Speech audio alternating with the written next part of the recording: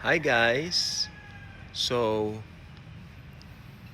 magkwentuhan po tayo.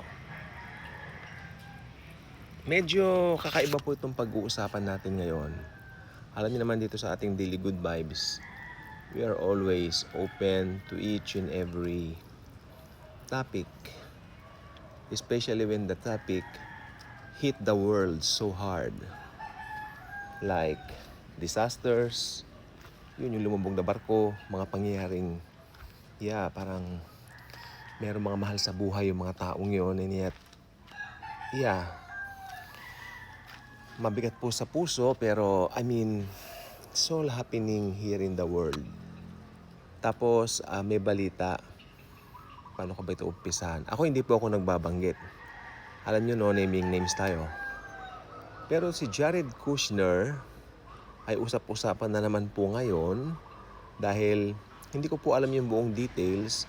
Nakita ko lang po sa isang American, vlog, na Christian vlog, na parang dito meron siyang plano in the future na parang magbi-build, no, dun sa Gaza ng isang city na puro AI.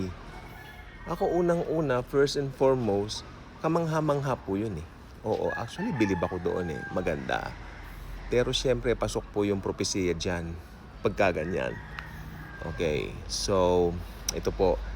Mahirap magsalita, no? Ito na po yung time ngayon sa buhay natin na mahirap magsalita na sapagkat hindi naman natin alam kung yun na ba talaga yun.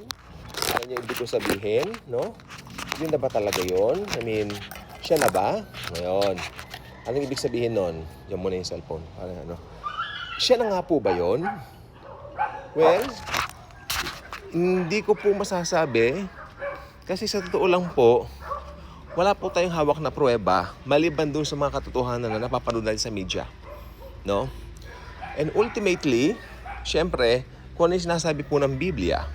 Sa Bible po kasi, maliwanag po talaga na bago lumabas itong halimaw, yung Antikristo, mainit po kasi banda dito ako, ay matatanggal muna yung restrainer, yung umahad lang. At each and every happening naman, no? Especially last year, ang dami na rin po nang huhula, magra-rapture na and all that. Hindi naman po nangyari. Magugulat pa po ba kayo? Hindi nangyari.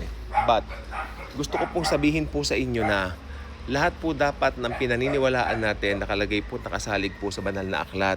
Pero ito pong pangyayari pong ito, kasi, paano ko ba ito sasabihin? Yung mga galaw po niya, talagang ayun na po yung galaw ng halimaw. Ito sabihin ko po sa inyo, dahil akala lang po ninyo, sabi nung auntie ko po kanina, kausap ko from New York City, USA. Sabi niya na si Kushner yung nasa likod ng lahat, hindi si Trump. O, si Kushner, utak ngayon. Sabi niya. Kasi my aunt was also a very interested na tao sa mga pangyayari ng huling panahon. Sabi niya, it's Trump. It's Kushner na Trump having all the thoughts sa mga bagay na yan. So yung mind, he's the mind behind all these things na sometimes nakre-credit kay President Trump, sabi niya.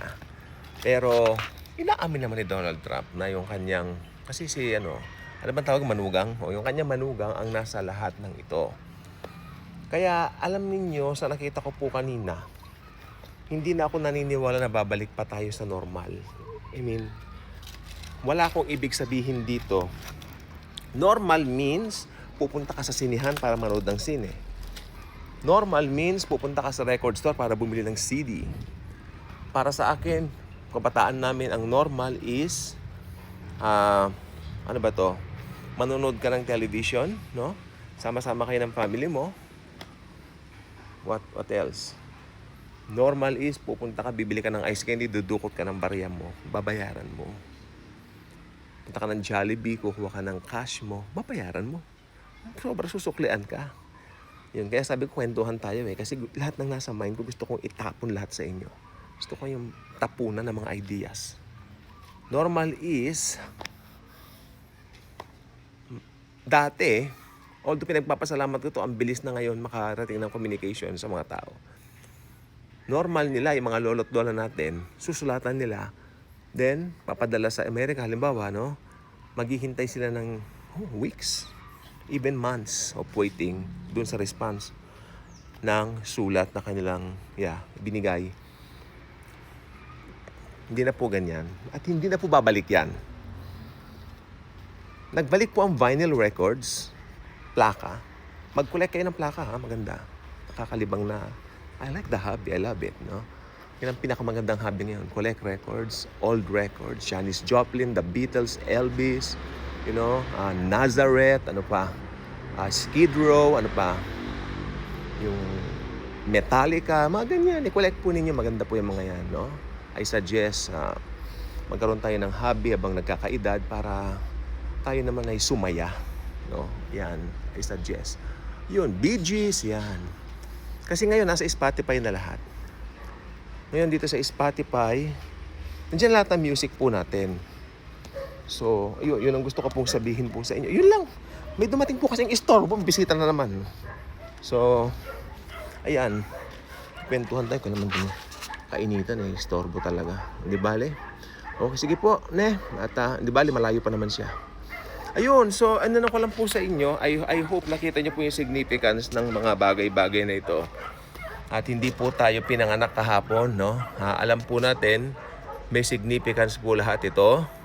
Dahil ito po ay biyaya ng Panginoong Hesukristo sa atin, mga makabagong, mga modern technologies natin. Pero may mga bagay talaga na hindi na magbabalik. At hindi na magbabalik ang normal. Magbabalik na si Hesukristo para dagitin na tayo kanyang mga mananampalataya at pumunta sa kanya magpakailan-kailan pa man. Ka-good vibes ka na ba? Kung hindi pa, subscribe, share Jesus and His love. God bless.